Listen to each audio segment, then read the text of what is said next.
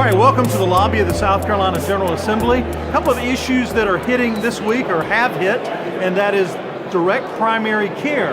This is to be oversimplified a bit. That's when you have old-fashioned doctoring. That's when a patient pays a doctor for the care that they receive. No insurance, no forms, no overhead, no administration. Just the doctor and the patient with a relationship and a transaction.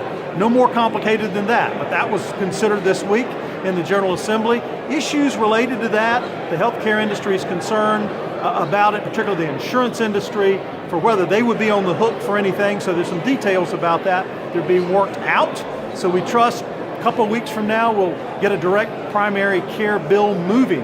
The second issue is a Senate issue, and that's to index tax brackets for inflation. You know, as inflation goes up, the numbers stay the same. The state government takes in more money from taxpayers because of inflation, not because of setting the brackets where they are. So this bill would index those tax rates so that they would change and protect the taxpayer against inflation. So direct primary care in the House, indexing of tax rates in the Senate, those are the things that we're moving this week in particular. And glad to see both of those moving, and we will certainly do all we can to inform you on those issues and others. All right, we had a good hearing today before the House Education Public Works Committee, a special committee that was impaneled to study competency-based education.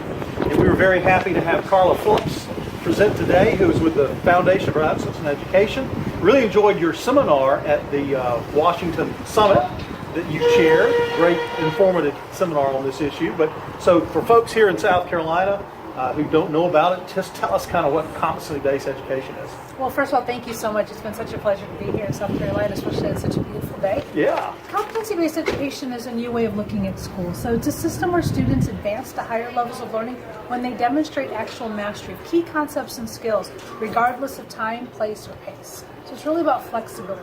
It really empowers students because it's very transparent. So we always say the two characteristics that define it are transparency and flexibility.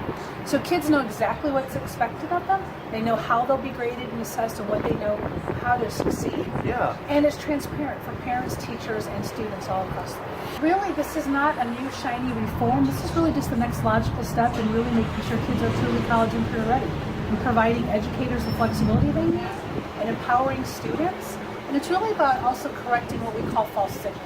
So historically, kids get grades and diplomas based on seat time and sometimes only barely passing grades. Right.